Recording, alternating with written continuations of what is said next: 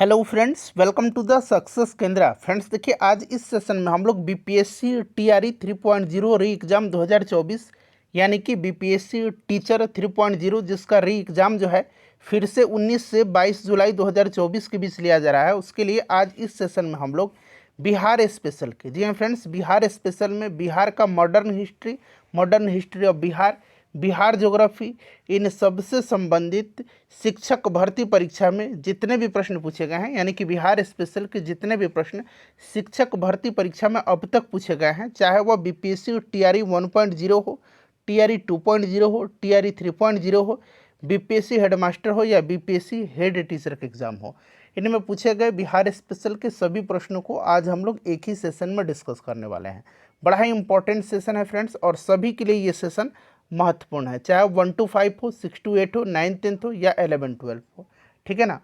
तो इसको ध्यानपूर्वक देखिएगा। अभी लेटेस्ट जो है बीपीएससी के द्वारा हेडमास्टर और हेड टीचर का एग्जाम लिया गया है, उसमें बिहार स्पेशल के मैक्सिमम प्रश्न जो थे रिपीटेड थे, वो ऑलरेडी प्रीवियस ईयर में पूछे जा चुके थे। इस दृष्टिकोण से भी महत्वपूर्ण है यह सेशन, इसको ध्यानपूर्वक पूरा देखिएगा। चैनल पर जो लोग पहली बार विजिट कर रहे हैं, चैनल को सब्सक्राइब कर लीजिए, और जो बगल में बेल आइकन है, घंटी का निशान है, उसको भी ज़रूर दबा लीजिएगा ताकि आपको रेगुलर अपडेट्स मिलते रहें। तो चलिए फ्रेंड्स, सेशन आज का अब हम लोग स्टार्ट करते हैं। एक बार सभी लोग प्लीज़ सेशन को लाइक कर दीजिए और फटाफट इसका लिंक किसी भी एक ग्रुप में जहाँ कहीं भी आप हैं वहाँ पर इसको शेयर कर दीजिए। तो चलिए फ्रेंड्स, सेशन अब हम लोग आज का स्टार्ट करते हैं। तो फ्रेंड्स, जैसे मैंने आपको बताया है कि आज इस सेशन में हम लोग बीपीएससी टीआरई 3.0 री एग्ज़ाम 2024 के लिए शिक्षक भर्ती परीक्षा में, बिहार में शिक्षक भर्ती जितने भी परीक्षाएं हुए हैं उनमें बिहार स्पेशल के जितने भी प्रश्न पूछे गए हैं उन सभी प्रश्नों को इस सेशन में हम डिस्कस करेंगे। बड़ा ही इंपॉर्टेंट सेशन है फ्रेंड्स, इसको ध्यानपूर्वक देखिएगा। और मैं आपको बता दूं फ्रेंड्स कि इसमें हम लोग modern history of Bihar, Bihar geography और बिहार के जो स्टैटिक जीके से संबंधित प्रश्न हैं उन सभी प्रश्नों को हम लोग डिस्कस करेंगे। चलिए प्रश्न पढ़ेंगे कि निम्नलिखित में से कौन सा जोड़ा बिहार के दक्षिण गंगा क्षेत्र से मेल नहीं खाता है। आंसर सब लोग कमेंट करिएगा। बताइए फ्रेंड्स कि निम्नलिखित में से कौन सा जोड़ा बिहार के दक्षिण गंगा क्षेत्र से मेल नहीं खाता है। और जो भी मैं आंसर एक्सप्लेन करूंगा उसको ध्यानपूर्वक अवश्य सुनिएगा। इससे क्या होगा कि एक प्रश्न के साथ साथ आपके 2 से 3 प्रश्न जो हैं कवर होते चलेंगे। चलिए इसका राइट आंसर बताइए कि निम्नलिखित में से कौन सा जोड़ा बिहार के दक्षिण गंगा क्षेत्र से मेल नहीं खाता है। अब यहाँ पर देखिएगा फ्रेंड्स, इसका राइट आंसर जो होगा वो आपका ऑप्शन नंबर सी हो जाएगा, पटना वैशाली। पटना वैशाली जो है ये बिहार के दक्षिण गंगा क्षेत्र से मेल नहीं खाता है, ठीक है। बिहार के गंगा का मैदान उत्तर में नेपाल से लेकर के दक्षिण में छोटा नागपुर पठार तक फैला हुआ है, और यह बिहार के कुल भौगोलिक क्षेत्र का लगभग आधा हिस्सा है। पटना, मुंगेर, गया, अरवल जिले बिहार के दक्षिण गंगा क्षेत्र के अंतर्गत आते हैं। पटना, मुंगेर, गया, अरवल ये बिहार के दक्षिण गंगा क्षेत्र के अंतर्गत आते हैं, जबकि वैशाली जो है उत्तरी गंगा क्षेत्र में है। तो इसीलिए ऑप्शन नंबर यहाँ पर सी राइट आंसर हो जाएगा। अच्छा, यहाँ से 1-2 प्रश्न और मैं आपका कवर करवा दे रहा हूँ। देखिए प्रश्न पूछा गया है ऑलरेडी बिहार में कि बिहार राज्य में गंगा के किनारे स्थित जिलों की संख्या कितनी है। बिहार राज्य में गंगा के किनारे स्थित जिलों की संख्या कितनी है, तो याद रखिएगा ये टोटल 12 जिले हैं। कौन कौन से जिले हैं, जरा उंगली पर नाम काउंट करेंगे इन 12 जिलों का, तो देखिए ये सारण है, बक्सर है, भोजपुर है, पटना है, वैशाली है, समस्तीपुर है, बेगूसराय है, लखीसराय है, मुंगेर है, खगड़िया है, भागलपुर है और कटिहार है। तो ये 12 जिलों का नाम आपको याद रखना है। और बिहार के किस जिले में गंगा नदी सबसे लंबी है, तो ये भी याद रखिएगा, पटना में गंगा नदी सबसे लंबी है, ठीक है। तो ये सारे पॉइंट्स फ्रेंड्स आप ध्यान रखिएगा। नदी से संबंधित प्रश्न जो है ये बार बार पूछा जाता है। आप देख सकते हैं ये बीपीएससी 11-12 टीचर एग्जाम में पूछा गया प्रश्न है, ठीक है। चलिए उसके बाद देखिएगा कि थॉर्नवेट की योजना के अनुसार पूर्वी बिहार की जलवायु किस प्रकार की है। थॉर्नवेट की योजना के अनुसार पूर्वी बिहार की जलवायु किस प्रकार की है, बताइए। तो देखिए पूर्वी बिहार की जलवायु जो है ये C2 प्रकार की है। ये C2 प्रकार की है, और C2 प्रकार की जलवायु नमी युक्त उपाद्र जलवायु है, ठीक है ना। नमी युक्त उपाद्र जलवायु है C2 प्रकार की जलवायु, क्लियर। चलिए नेक्स्ट क्वेश्चन है हमारा अगला प्रश्न कि निम्नलिखित में से किस स्थान पर कोसी नदी गंगा नदी से मिलती है। अब देखिए कोसी नदी, पुनपुन नदी और फतुआ नदी, पुनपुन नदी और एक है आपका आगे मिलेगा, ठीक है ना, मैं आपको बताऊंगा, घाघरा नदी है। तो यहाँ पर देखिए कोसी नदी जो है ये कहाँ पर गंगा नदी में मिलती है।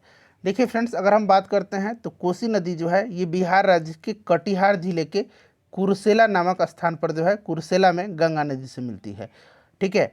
तो यहाँ पर देखिए कुर्सेला दिया गया है। और पुनपुन नदी गंगा नदी पर कहाँ में मिलती है, ये भी प्रश्न ऑलरेडी पूछा जा चुका है, तो आगे आपको प्रश्न मिलेगा भी, ठीक है ना। तो ये फतुआ में मिलती है, ठीक है। प्रश्न पूछा गया था कि निम्नलिखित में से कौन सी नदी फतुआ के पास गंगा में मिलती है, तो ये पुनपुन नदी है, ठीक है। इस चीज़ को आप याद रखिएगा। चलिए, भारत की कुल जनसंख्या के सापेक्ष बिहार की जनसंख्या का प्रतिशत क्या है, बताएंगे फ्रेंड्स। इसका राइट आंसर क्या हो जाएगा, सब लोग आंसर कमेंट करेंगे कि बिहार की कुल जनसंख्या के सापेक्ष भारत की कुल जनसंख्या के सापेक्ष बिहार की जनसंख्या का प्रतिशत क्या है। देखिए फ्रेंड्स अगर हम 2011 के आंकड़े के अनुसार बात करते हैं तो आप थोड़ा सा ध्यान दीजिएगा, यहाँ पर आपके 2 प्रश्न कवर होंगे, ठीक है ना। देखिए फ्रेंड्स बिहार की जनसंख्या देश की कुल जनसंख्या का 8.58% है, एग्जैक्ट की मैं बात करता हूँ, ठीक है। और देखिए जबकि बिहार राज्य का क्षेत्रफल कितना है तो 94,163 वर्ग किलोमीटर है। और यह जो क्षेत्रफल है जो देश के कुल क्षेत्रफल का 2.86% है। तो ये भी पॉइंट आप ध्यान रखिएगा, बड़ा ही इम्पोर्टेंट है, ठीक है। ओवरऑल अगर हम बात करते हैं 2011 की जनगणना के अनुसार कि बिहार का जनसंख्या कितना है तो 10,40,99,452 है, ये आप याद रखिएगा, ठीक है ना। बड़ा ही इम्पोर्टेंट है, बड़ा ही इम्पोर्टेंट है, ठीक है ना, इस चीज़ को आप ध्यान रखेंगे।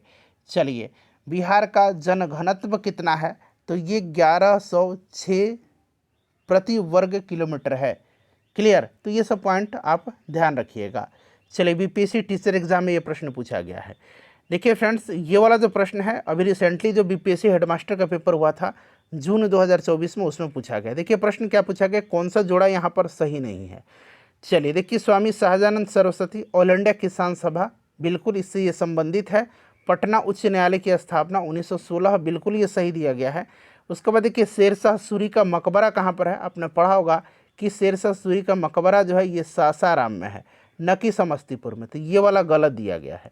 राजेंद्र प्रसाद संविधान सभा के अध्यक्ष थे, बिल्कुल ये अस्थायी अध्यक्ष बने थे। तो ऑप्शन नंबर सी जो है ये सही सुमेलित नहीं है। बिहार से ही संबंधित क्वेश्चन है। देखिए बिहार में घाघरा नदी जो है ये गंगा नदी से कहाँ पर मिलती है, घाघरा नदी। तो अभी मैंने बताया था कि आपको कोसी नदी कुर्सेला में मिलती है, उसके बाद पुनपुन नदी फतुआ में मिलती है और घाघरा नदी देखिए रेवलगंज में मिलती है। ये आप याद रखिएगा, बड़ा ही इम्पोर्टेंट है, ठीक है फ्रेंड्स, अभी रिसेंटली पूछा गया है। चलिए उसके बाद देखिएगा अगला प्रश्न कि बिहार की निम्न नदियों में से कौन सी नदी अमरकंटक से उत्पन्न होती है। ये बहुत सारे प्रश्न जो है प्रीवियस ईयर से रिपीट हुए हैं, ठीक है ना। तो पूछा गया कि अमरकंटक से जो है कौन सी नदी यहाँ पर उत्पन्न होती है, बताइए फ्रेंड्स इसका राइट आंसर क्या होगा। सब लोग आंसर कमेंट करिए, आंसर कमेंट करिए। तो फ्रेंड्स ये सोन नदी है, सोन नदी, ठीक है ना, इस चीज़ को आप याद रखिएगा, सोन नदी है, क्लियर। सोन नदी जो है ये बिहार के पटना के समीप गंगा नदी में मिलती है और यह 4 राज्यों से होकर के प्रवाहित होती है, छत्तीसगढ़, मध्य प्रदेश, उत्तर प्रदेश और बिहार से। तो यहाँ पर option number A right answer हो जाएगा। नेक्स्ट क्वेश्चन हमारा कि बिहार के निम्न जिलों में से 2011 की जनगणना के अनुसार सबसे कम लिंगानुपात रखने वाला जिला कौन सा है। सबसे कम लिंगानुपात, बिहार की जनगणना से संबंधित प्रश्न पूछा जाता है जिसको आप याद रखिएगा, ठीक है। सबसे कम जो है लिंगानुपात यहाँ पर पूछा गया है किस जिले का है। तो सबसे ज़्यादा लिंगानुपात आपको पता है ना कहाँ का है, सबसे ज़्यादा लिंगानुपात गोपालगंज का है, 1021 है वहाँ पर, और सबसे कम मुंगेर का है जो कि मात्र 876 है, ठीक है। तो ये दोनों आंकड़ा आप याद रखिएगा। सर्वाधिक जनघनत्व वाला जिला कौन सा है, तो सर्वाधिक जनघनत्व वाला जिला शिवहर है, ये भी आप याद रख सकते हैं। और सबसे न्यूनतम जनघनत्व वाला जिला ये कैमूर है, सबसे न्यूनतम जनघनत्व कैमूर का है। सर्वाधिक साक्षरता दर कहाँ पर है, तो रोहतास में है, और सबसे कम साक्षरता दर पूर्णिया में है। तो ये सब आप फ्रेंड्स ध्यान रखिएगा, प्रश्न बन सकता है। चलिए उसके बाद देखिएगा कि जनगणना 2011 के अनुसार बिहार में महिला साक्षरता दर कितना है, महिला साक्षरता दर, ठीक है ना। तो देखिए यहाँ से मैं आपका एक दो प्रश्न कवर करवा दे रहा हूँ। अगर ओवरऑल हम बात करते हैं कि बिहार में साक्षरता दर कितना है, तो साक्षरता दर बिहार में 61.8% है। इसमें पुरुष साक्षरता दर कितना है, तो पुरुष साक्षरता दर 71.2% है। महिला साक्षरता दर पूछा जाएगा कि महिला साक्षरता दर कितना है, तो महिला साक्षरता दर जो है ये 51.5% है, जो कि आप ऑप्शन में देख सकते हैं नहीं दिया गया है। उपरोक्त में से कोई नहीं इसका राइट आंसर हो जाएगा, ठीक है ना। इस चीज़ को याद रखिएगा। और सर्वाधिक साक्षरता दर वाला जिला मैंने बताया है रोहतास है, और सबसे कम साक्षरता दर वाला जिला पूर्णिया है। फिर अगर प्रश्न बने कि सर्वाधिक पुरुष साक्षरता दर वाला जिला, तो ये भी रोहतास है। और सर्वाधिक महिला साक्षरता दर वाला जिला, तो ये भी रोहतास है। न्यूनतम पुरुष साक्षरता दर वाला जिला पूर्णिया है, और न्यूनतम साक्षरता दर वाला भी जिला पूर्णिया है। अगर न्यूनतम महिला साक्षरता दर वाला जिला पूछेगा तो याद रखिएगा ये सहरसा है, ठीक है ना फ्रेंड्स, ये सब आप याद रखेंगे। चलिए उसके बाद देखिएगा, थोड़ा सा धुंधला दिखाई दे रहा होगा, मैं पढ़ूंगा तो आपको क्लियर सुनाई देगा। देखिए निम्नलिखित में से कौन सी नदी फतुआ के पास गंगा में मिलती है। अब ये प्रश्न ऑलरेडी जो है बीपीएससी ने प्रीवियस ईयर में पूछ रखा है। फतुहा के पास गंगा में जो मिलती है ये पुनपुन नदी है। पुनपुन नदी छोटा नागपुर पठार से पलामू झारखंड से निकल करके बिहार के औरंगाबाद जिले में प्रवेश करती है, और यह पटना जिले के फतुहा के समीप गंगा में मिल जाती है, ठीक है ना। इस चीज़ को आप याद रखिएगा। तो यहाँ पर राइट आंसर क्या हो जाएगा फ्रेंड्स, राइट आंसर यहाँ पर इसका ऑप्शन नंबर सी हो जाएगा, पुनपुन, ठीक है। चलिए उसके बाद देखिएगा कि कोपेन की जलवायु वर्गीकरण के अनुसार उत्तर बिहार की जलवायु किससे प्रदर्शित की जाती है। कोपेन की जलवायु वर्गीकरण के अनुसार, ये भी प्रीवियस ईयर में पूछा गया है। तो आपको पता है कोपेन के जलवायु वर्गीकरण के अनुसार जो उत्तर बिहार की जलवायु है इसको CWG से प्रदर्शित किया जाता है। तो ऑप्शन ए में CW दिया गया है, और दक्षिण बिहार की AW से, ठीक है ना। तो AW ऑप्शन में दिया गया है। चलिए उसके बाद देखिएगा नेक्स्ट क्वेश्चन। यहाँ पर देखिए ये प्रश्न जो है इसी साल बीपीएससी TRE 3.0 2024 में जो हुआ था, कैंसिल हुआ था, उसी में पूछा गया प्रश्न है। इसी प्रकार से मैं आपको बीपीएससी TRE 2.0 और TRE 1.0 में जितने भी बिहार स्पेशल के प्रश्न पूछे गए हैं उन सभी प्रश्नों को एक ही सेशन में आज आपको कवर करवा दूंगा। देखिए प्रश्न है कि पटना कॉलेज कब स्थापित हुआ था। आंसर देखिए सबको कमेंट करना है। तो देखिए फ्रेंड्स, पटना कॉलेज की स्थापना जो है ये 1863 में हुई थी। कब हुई थी? 1863। जिन्होंने भी आंसर दिया है उनका बिल्कुल राइट आंसर है। अच्छा, पटना वुमेंस कॉलेज की स्थापना कब हुई थी, ये भी प्रश्न पूछा जा चुका है और मैंने आपको बताया भी है। तो आगे आपको मिलेगा, उसको भी हम लोग सॉल्व करेंगे, ठीक है ना। पटना कॉलेज स्थापित हुआ था 1863 में, इस चीज़ को आप याद रखिएगा। चलिए फ्रेंड्स, नेक्स्ट क्वेश्चन है हमारा कि किस वर्ष बाबू कुंवर सिंह का देहांत हुआ था। चलिए बताइए इसका राइट आंसर क्या हो जाएगा। किस वर्ष बाबू कुंवर सिंह का देहांत हुआ था। देखिए बाबू कुंवर सिंह से संबंधित प्रश्न लगातार बीपीएससी के द्वारा पूछा जाता है।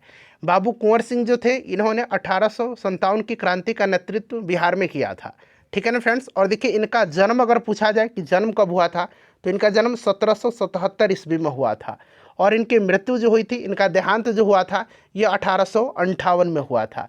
ये भी आप याद रखिएगा, मैं जहाँ भी हूँ जगदीशपुर वहीं है।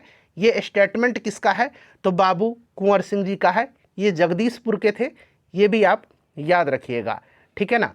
चलिए उसके बाद नेक्स्ट क्वेश्चन कर लेंगे कि किस वर्ष बिहार को बंगाल से अलग किया गया था। किस वर्ष बिहार को बंगाल से अलग किया गया था। अब यहाँ से सोच समझ करके आपको आंसर देना है। चलिए आंसर आप लोग बताइए, फिर मैं आपको पूरी डिटेल में बताता हूँ। तो देखिए यहाँ से देखिए बिहार को बंगाल से कब अलग किया गया था। तो बंगाल से अलग हुआ था बिहार 1912 में, और बिहार में उस समय उड़ीसा सम्मिलित था, ठीक है। बिहार और उड़ीसा सम्मिलित थे। तो यहाँ पर सबसे पहले देखिए 1912 ऑप्शन में कहीं भी नहीं दिया गया है, इसीलिए इसका राइट आंसर क्या हो जाएगा, उपरोक्त में से कोई नहीं। अब यहाँ पर बात करते हैं कि बंगाल से तो 1912 में बिहार अलग हुआ था, लेकिन बिहार में उड़ीसा सम्मिलित था, और बिहार और उड़ीसा अलग हुए थे 1936 में, और फिर बिहार से झारखंड अलग हुआ था सन 2000 में, 15 नवंबर सन 2000 को। तो ये सारे पॉइंट ध्यान रखिएगा, प्रश्न कहीं से भी बन सकता है। तो इसका राइट आंसर क्या हो जाएगा, किस वर्ष बिहार को बंगाल से अलग किया गया था। तो इनमें से कोई नहीं, यहाँ पर देखिए राइट आंसर होगा इसका। चलिए उसके बाद देखिएगा कि महात्मा गांधी ने चंपारण यात्रा किस वर्ष में किया था। आपको याद होगा 1916 का जो लखनऊ अधिवेशन था वहीं पर गांधी जी से राजकुमार शुक्ल जी ने मुलाकात किया था। और राजकुमार शुक्ल जी ने जो चंपारण में नील कृषक थे, इनकी जो यहाँ पर दयनीय दुर्दशा थी उसके तरफ गांधी जी का ध्यान आकृष्ट किया था और गांधी जी को चंपारण आने का निमंत्रण दिया था। और गांधी जी ने निमंत्रण स्वीकार करते हुए 1917 में चंपारण की यात्रा किया था और 1917 में इन्होंने चंपारण सत्याग्रह भी चलाया था। तो यहाँ पर देखिए 1917 यहाँ पर करेक्ट आंसर हो जाएगा। चंपारण सत्याग्रह से फ्रिक्वेंटली प्रश्न बनते हैं, आगे आपको प्रश्न निश्चित रूप से मिलेगा। चलिए फ्रेंड्स, उसके बाद देखिएगा कि मुजफ्फरपुर बम कांड में किसको फांसी दी गई थी। अब देखिए यहाँ पर 3 ऑप्शन तो आपको दिख ही रहे हैं, चौथा आपको पता है उपरोक्त में से एक से अधिक, और पांचवा ऑप्शन ई भी आपको पता है उपरोक्त में से कोई नहीं। बताइए कि मुजफ्फरपुर बम कांड में किसको फांसी की सजा दी गई थी। अच्छा, ये जो मुजफ्फरपुर बम कांड था, ये कांड हुआ था 1908 में, ठीक है ना। बम जा करके कहाँ पर गिरी थी, कैनेडी की गाड़ी पर गिरी थी, ठीक है ना, आपको याद होगा। और इसमें संदिग्ध जो व्यक्ति रहे थे ये कौन थे, प्रफुल्ल चाकी थे और खुदीराम बोस थे, ठीक है। और पूछा गया इनमें से फांसी किसको दी गई थी, तो दरअसल देखिए प्रफुल्ल चाकी ने जो है आत्महत्या कर लिया था और खुदीराम बोस को इसमें फांसी दिया गया था। खुदीराम बोस को फांसी कब दिया गया था, तो 11 अगस्त 1908 को खुदीराम बोस को फांसी की सजा दिया गया था, ठीक है। चलिए फ्रेंड्स, उसके बाद देखिएगा कि 1832-33 के मध्य कोल विद्रोह का नेतृत्व किसने किया था। अच्छा, कोल विद्रोह याद रखिएगा 1832-33 के मध्य हुआ था। और कोल विद्रोह का नेतृत्व किसने किया था, तो आपको याद होगा बुधो भगत, मादरा महतो, जोया भगत, इनमें और भी अन्य लोग शामिल थे। तो मेनली आपको बुधो भगत का नाम याद रखना है जब भी कोल विद्रोह का नाम आए, ठीक है ना। तो इनमें से कोई नहीं राइट आंसर इसका होगा, क्योंकि यहाँ पर देखिए बुधो भगत का ना ही नाम दिया गया है, ना ही यहाँ पर मादरा महतो का नाम है, ना ही जोया भगत का नाम दिया गया है। यहाँ पर आप सिद्धू कानू देख रहे हैं, ये संथाल विद्रोह के नेतृत्व करता थे, ठीक है ना। संथाल विद्रोह का नेतृत्व किसने किया था, तो फ्रेंड्स ये किया था सिद्धू कानू चांद भैरव ने, ठीक है ना। यहाँ पर कोल विद्रोह पूछा गया है, इनमें से कोई नहीं राइट आंसर होगा। चलिए, ये तो आपका बीपीएससी टीआरई 3.0 में जो प्रश्न पूछे गए थे उनको मैंने आपको करा दिया। अब मैं आपको टीआरई 2.0 और टीआरई 1.0 में जो प्रश्न पूछे गए हैं उनको मैं आपको कवर करवा देता हूं। चलिए नेक्स्ट क्वेश्चन करेंगे। चलिए फ्रेंड्स, अगला प्रश्न है, यहाँ पर आप देख लीजिएगा प्रश्न क्या है कि बरौनी तेल शोधक संयंत्र बिहार में किस जिले में स्थित है। यह प्रश्न बीपीएससी टीआरई 2.0 में यह प्रश्न पूछा गया है। बरौनी तेल शोधक संयंत्र बिहार के किस जिले में स्थित है। देखिए फ्रेंड्स, बीपीएससी टीआरई 3.0 री एग्ज़ाम के लिए हमने ढेर सारे वीडियोस कवर किए हुए हैं। आप जाइए उन वीडियोस को देखिए, कम समय में आपका बेहतरीन तरीके से रिवीजन हो जाएगा। मॉडर्न हिस्ट्री के जितने प्रश्न पूछे गए हैं उनको मैंने आपको कवर करा दिया है, उसको जा कर के देखिए। बिहार स्पेशल भी 2-3 वीडियो मैंने कराया हुआ है, ज्योग्राफी कराया हुआ है, सभी वीडियोज़ को मैंने कवर कराया हुआ है। तो देखिए, बरौनी तेल शोधक संयंत्र बिहार के किस जिले में स्थित है। तो देखिए, सबसे पहले यहाँ पर बात बिहार के उद्योग की हुई है, तो इसके बारे में थोड़ा बहुत जान लीजिए। देखिए, बिहार का सबसे पुराना उद्योग जो है यह चीनी उद्योग है। और देखिए, स्वतंत्रता प्राप्ति के पूर्व बिहार को देश का चीनी का कटोरा कहा जाता था। बिहार में सफल प्रथम चीनी मिल की स्थापना सारण मढ़ौरा में किया गया था, ये आपको याद रखना है। कहाँ पर किया गया था बिहार में सफल प्रथम चीनी मिल की स्थापना, तो मढ़ौरा सारण में किया गया था। कहाँ पर किया गया था, मढ़ौरा सारण में किया गया था, ठीक है। अच्छा, अब ध्यान दीजिए, 1974 में बिहार राज्य चीनी निगम की स्थापना की गई थी। बिहार राज्य चीनी निगम की स्थापना कब की गई थी, तो 1974 में किया गया था।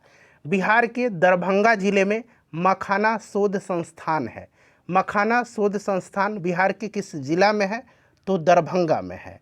बिहार में दूध उत्पादन को बढ़ावा देने के लिए 1983 में Bihar state milk cooperative federation limited यानी कि कॉम्फेड की स्थापना किया गया था।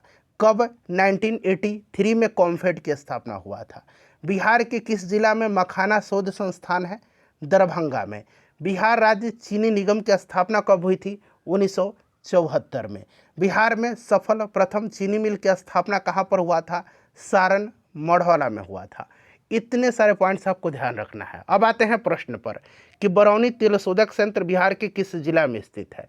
तो देखिए, बरौनी तेल शोधक संयंत्र की स्थापना 1964 में 1964 में सोवियत संघ यानी कि रूस के सहयोग से बेगूसराय में हुआ था। तो यहाँ पर देखिए बेगूसराय करेक्ट आंसर इसका हो जाएगा, ठीक है ना। चलिए, उसके बाद देखिएगा अगला प्रश्न है कि किस आंदोलन के दौरान बिहार विद्यापीठ की स्थापना की गई थी। बिहार विद्यापीठ की स्थापना जो है किस आंदोलन के दौरान हुआ था। तो देखिए बिहार विद्यापीठ का उद्घाटन जो है आपको डेट सहित याद रखना है, 6 फरवरी 1921 को बिहार विद्यापीठ का उद्घाटन 6 फरवरी 1921 को महात्मा गांधी जी के द्वारा किया गया था। और ये जो बिहार विद्यापीठ है इसके प्रथम कुलपति मौलाना मजहरुल हक को बनाया गया था। तो देखिए किस आंदोलन के दौरान बिहार विद्यापीठ की स्थापना की गई थी, तो ये असहयोग आंदोलन के दौरान। ठीक है ना फ्रेंड्स, इसका उद्घाटन किसने किया था, तो 6 फरवरी 1921 को महात्मा गांधी जी ने किया था। चलिए उसके बाद नेक्स्ट क्वेश्चन है कि पटना महिला महाविद्यालय कब स्थापित हुआ गया।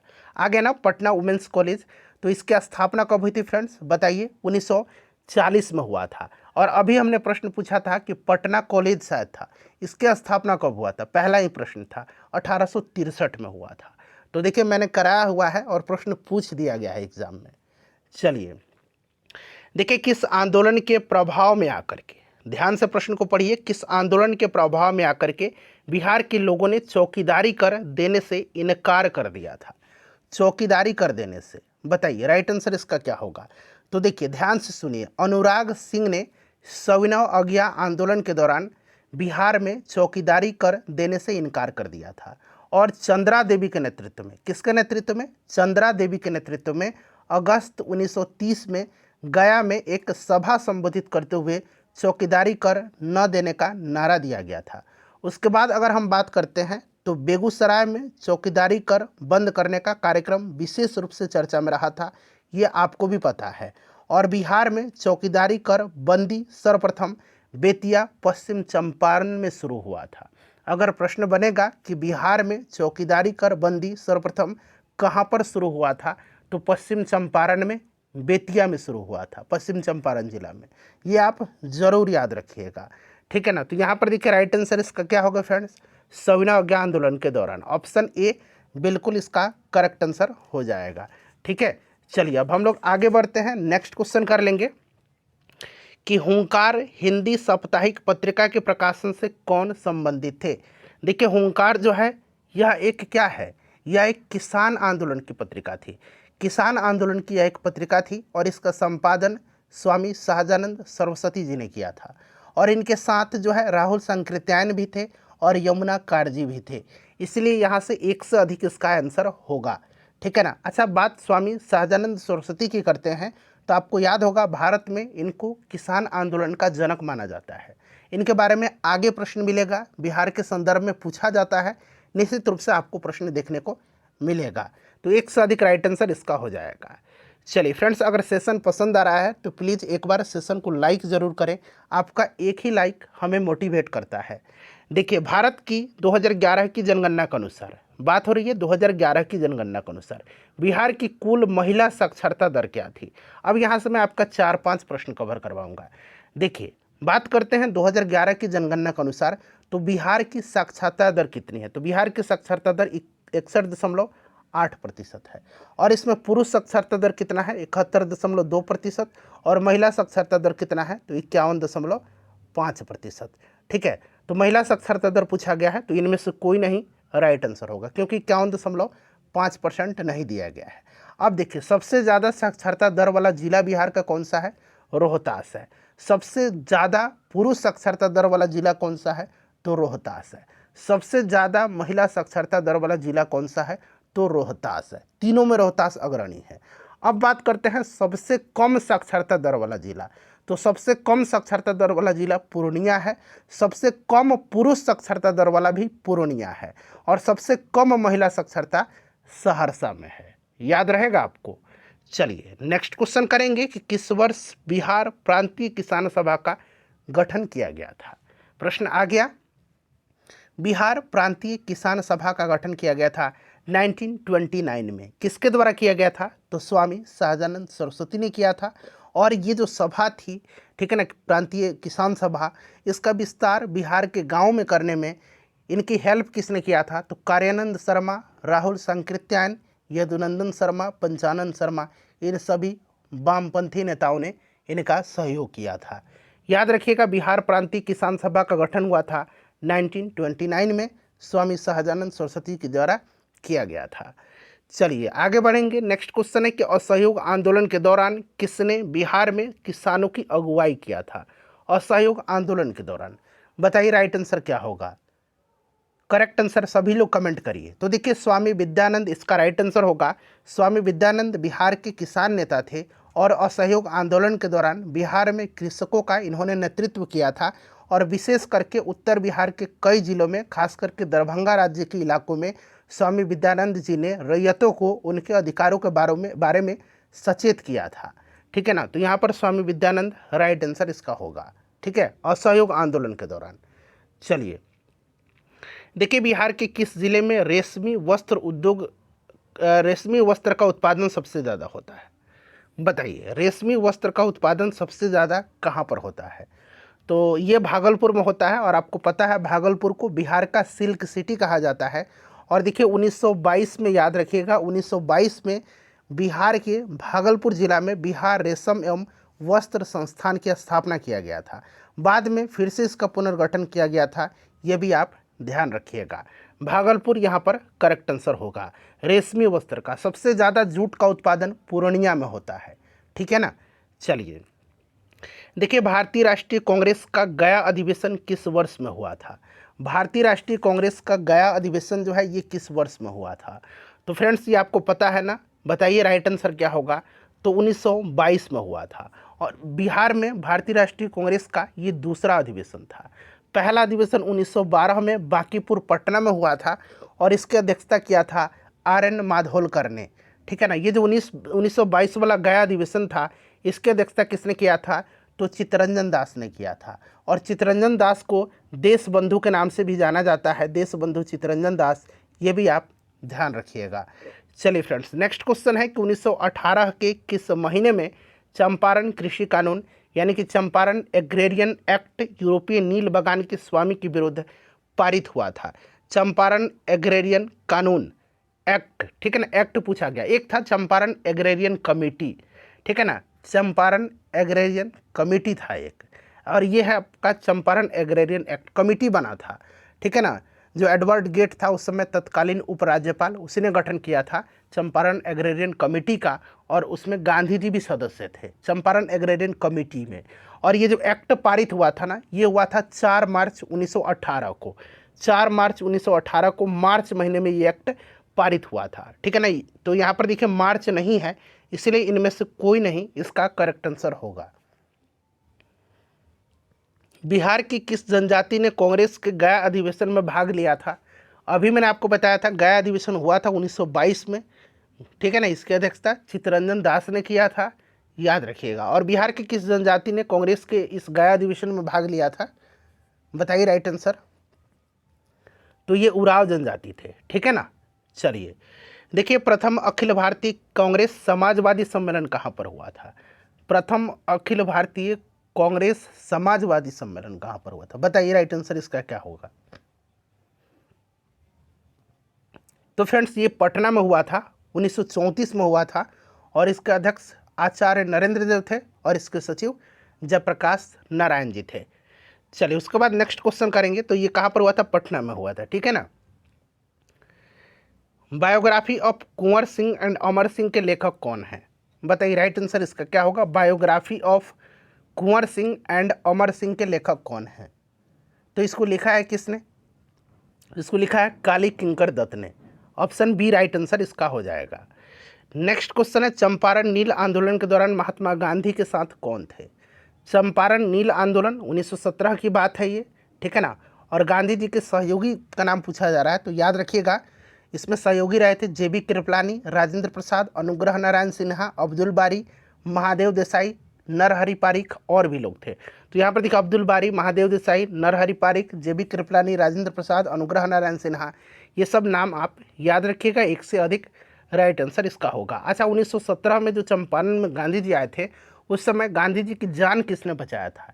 तो ये बतक मियाँ थे, उन्होंने ही जान बचाया था, ये भी आप ध्यान रखिएगा।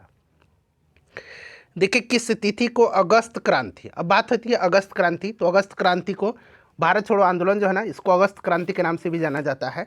तो 1942 में हुआ था, आपको पता है। इसके दौरान निम्नलिखितों ने, लॉर्ड निम्नलिखितों उस समय जो था वायसराय था, पटना एवं इसके आसपास की भीड़ पर गोली चलाने का आदेश दिया था।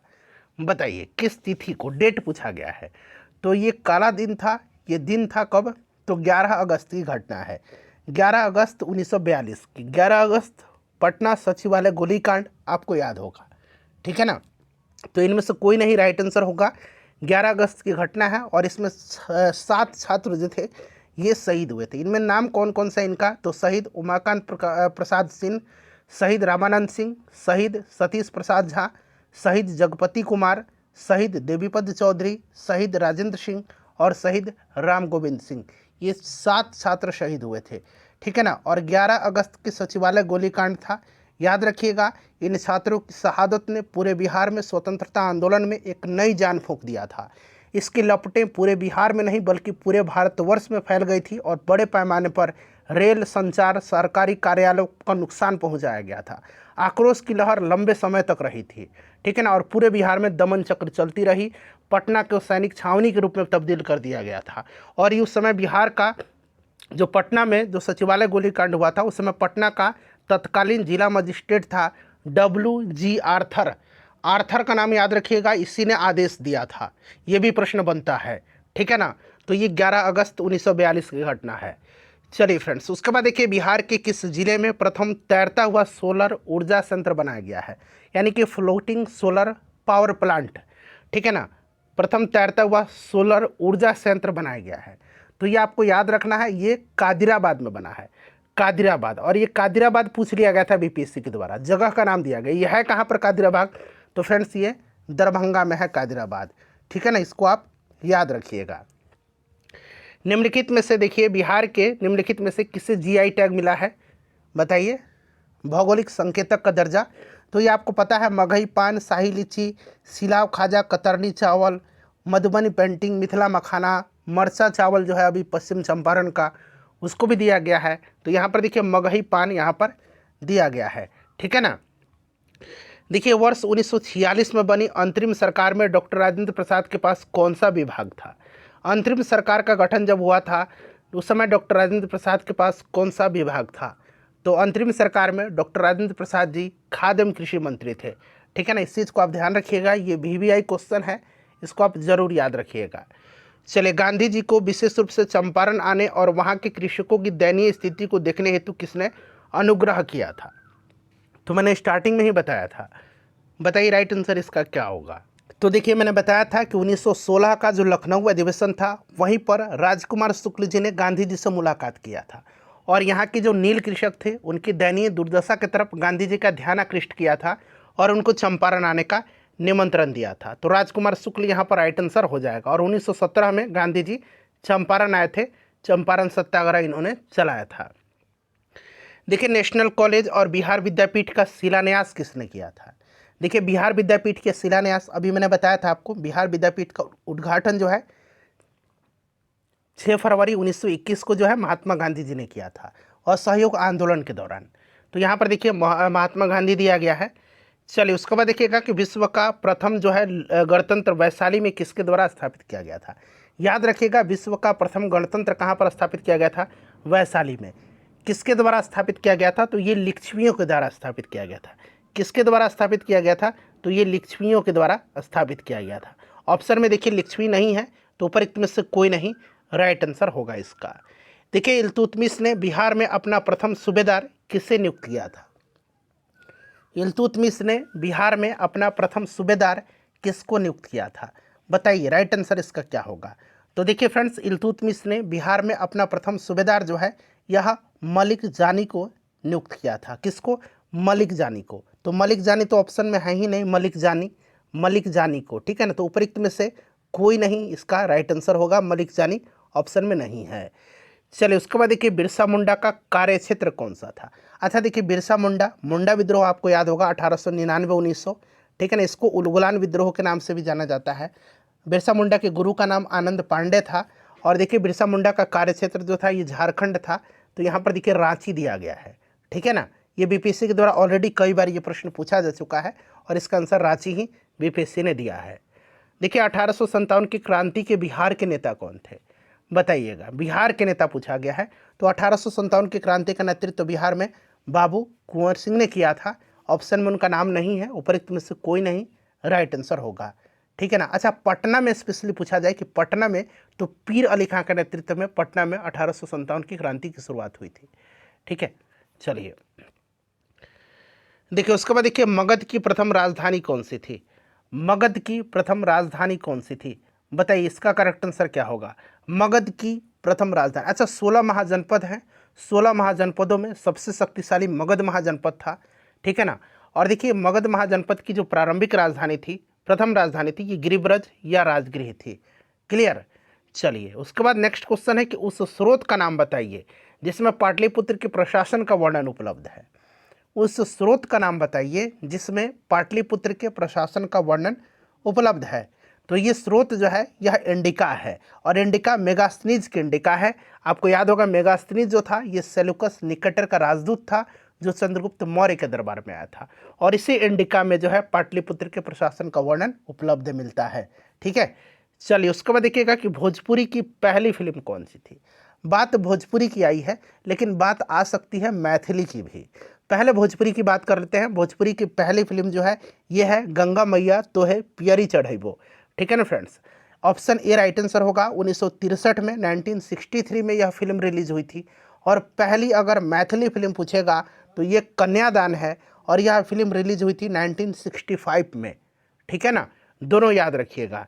बिरसा मुंडा द्वारा किसको कमांडर इन चीफ नियुक्त किया गया था। अब देखिए बात कमांडर इन चीफ की आई है तो दरअसल इसके बारे में अलग अलग मतभेद है, कहीं भी इसका जिक्र नहीं मिलता है, लेकिन जो है कोंका कमार करमाली को इन्होंने कमांडर इन चीफ नियुक्त किया था। कोंका कमार करमाली ये सुर्खियों में भी रहे थे, अभी चर्चा में भी रहे थे कुछ दिन पहले, न्यूज़पेपर में भी आपने पढ़ा होगा। उपरोक्त में से कोई नहीं यहाँ पर राइट आंसर होगा। दरअसल देखिए फ्रेंड्स, गया मुंडा जो थे, गया मुंडा, इनको जो बिरसा मुंडा थे इन्होंने कमांडर नियुक्त किया था। ठीक है ना। और कमांडर इन चीफ कोंका कमार करमाली को नियुक्त किया था। एक थे आपका कौन, तो डोंका मुंडा। ठीक है ना, यहाँ पर देखिए देमका लिया हुआ है, डोंका मुंडा भी इस तरह से लिखा जाता है, डोंका मुंडा। ये जो थे इस बिरसा मुंडा के राजनीतिक सलाहकार थे। और एक थे सोमा मुंडा। सोमा मुंडा जो थे, सोमा मुंडा, ये इनके धार्मिक और सामाजिक सलाहकार थे। ठीक है ना, तो ये सब आप याद रखिएगा। बिहार समाजवादी पार्टी का गठन किसने किया था। यहाँ पर 3 ऑप्शन है, ऑप्शन डी एक से अधिक और इनमें से कोई नहीं। ठीक है ना, बना लीजिएगा, ये छूट गया है। तो बिहार समाजवादी पार्टी का गठन किसने किया था, तो आपको याद है ना, फूलन प्रसाद वर्मा और जयप्रकाश नारायण ने 1931 में। फूलन प्रसाद वर्मा और जयप्रकाश नारायण, ये काफ़ी इंपॉर्टेंट क्वेश्चन है फ्रेंड्स। ठीक है ना, इसको आप याद रखिएगा। देखिए बिहार प्रोविंशियल कांग्रेस कमेटी जिसका मुख्यालय पटना में है, इसका गठन किस वर्ष हुआ था। बिहार प्रोविंशियल कांग्रेस कमेटी जिसका मुख्यालय पटना में है, इसका गठन कब हुआ था, बताइए राइट आंसर क्या होगा। बिहार प्रोविंशियल कांग्रेस कमेटी, इसका गठन हुआ था 1908 ईस्वी में। ठीक है ना, 1908 में इसका गठन हुआ था। चलिए 1913 में पटना में अनुशीलन समिति की एक शाखा की स्थापना किसने किया था। बीपीएससी का यह फेवरेट क्वेश्चन है। 1913 ये सन आप याद रखिएगा। पटना में अनुशीलन समिति की शाखा की स्थापना किसने किया था, तो फ्रेंड्स ये सचिंद्र सन्याल ने किया था। ठीक है ना, सचिंद्र सन्याल ने किया था। सचिंद्र सन्याल राइट आंसर होगा। देखिए आगे भी ये प्रश्न पूछा गया है। बिहार की कुल जनसंख्या के सापेक्ष भारत की कुल जनसंख्या के सापेक्ष बिहार की जनसंख्या का प्रतिशत क्या है। देखिए 2011 की जनगणना के अनुसार अगर हम बात करते हैं तो बिहार की कुल जनसंख्या कितनी है, 10 करोड़, यहाँ मैं लिख देता हूँ 40,99,452। ये आपको एडजेक्ट याद रखना है। ठीक है ना। और अगर हम मोटा मोटी तौर पर पढ़ते थे तो 8.60 था। ठीक है ना, लेकिन अगर एडजेक्ट की बात करते हैं तो 8.58 आप एडजेक्ट याद रखिएगा। भारत की कुल जनसंख्या के सापेक्ष बिहार की जनसंख्या का प्रतिशत 8.58% है। अच्छा, बिहार का कुल क्षेत्रफल कितना है, जरा आप लोग मुझे कमेंट करके बताइए। देखिए निम्नलिखित में से कौन सा जोड़ा बिहार के दक्षिण गंगा क्षेत्र में से मेल नहीं खाता है, बताइए कौन सा जोड़ा जो है इसमें से दक्षिण गंगा क्षेत्र से मेल नहीं खाता है। राइट आंसर इसका क्या होगा, तो फ्रेंड्स देखिए इसका राइट आंसर होगा जो इसमें से पटना वैशाली क्षेत्र होगा। पटना वैशाली यहाँ पर करेक्ट आंसर होगा। देखिए चंपारण आने के लिए किसने गांधी जी को राजी करने के लिए निर्णय लिया था।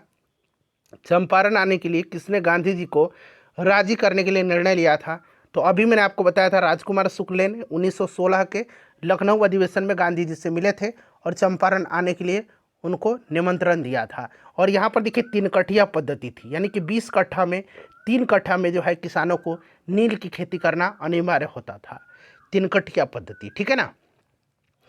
देखिए 1912 में पटना में होने वाले भारतीय राष्ट्रीय कांग्रेस का अधिवेशन के अध्यक्ष कौन थे? 1912 में बांकीपुर पटना में बिहार में भारतीय राष्ट्रीय कांग्रेस का पहला अधिवेशन हुआ था। और इसकी अध्यक्षता किया था किसने? तो मैंने आपको बताया था RN माधोलकर ने। 1922 में गया में हुआ था, इसकी अध्यक्षता किया था चित्तरंजन दास ने, CR दास ने किया था, ये भी आप याद रखिएगा। देखिए 1942 के आंदोलन में लोगों ने सियाराम सिंह की अगुवाई में कहाँ पर राष्ट्रीय सरकार की स्थापना किया था? 1942 के आंदोलन में लोगों ने सियाराम सिंह की अगुवाई में कहाँ पर राष्ट्रीय सरकार की स्थापना किया था?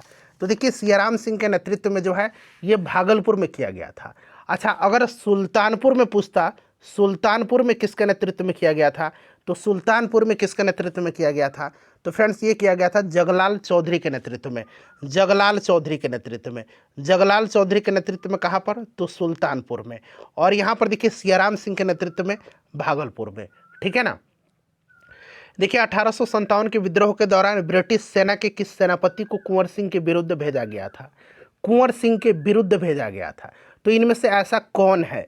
सोच समझ करके इसका आंसर बताइए कि 1857 के विद्रोह के दौरान ब्रिटिश सेना के किस सेनापति को कुंवर सिंह के विरुद्ध भेजा गया था?